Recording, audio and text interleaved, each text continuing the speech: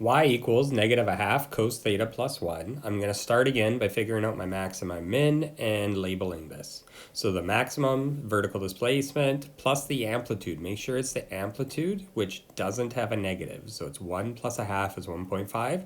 The minimum is 1 minus the amplitude, which is 1 minus 1/2, which is 0.5.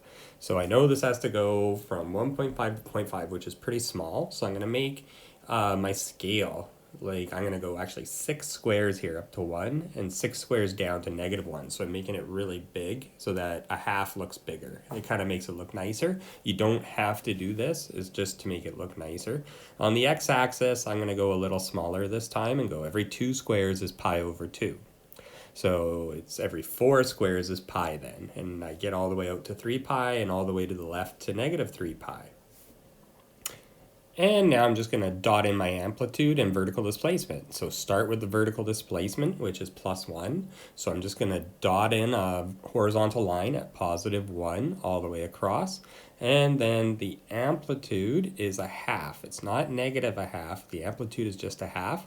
So from 1, I'm going to go up 1/2, which because 1 is 6 squares, that's going to be 3 squares up and 3 squares down. So I'm actually dotting in the bottom first. So I went down 3 and then up 3, and that's 1/2 below and 1/2 above.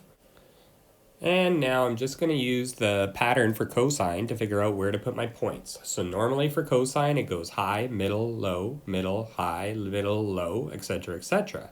But this time, because it's a negative in front, I know that it flips the highs and the lows. So this becomes low, middle, low, middle, high, middle, low, etc., etc., as far as you want to go.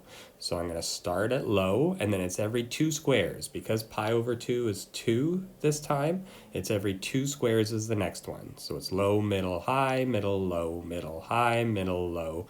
To go to the left, it's the exact same pattern. That's the beauty of cosine. You don't really have to think about it to go to the left. It's just the pattern stays the same. And just make sure they're spaced every 2 squares. And now we just have to sketch it in. Okay, again, when you sketch it, make sure it's no straight lines. Make them nice curves all the way along.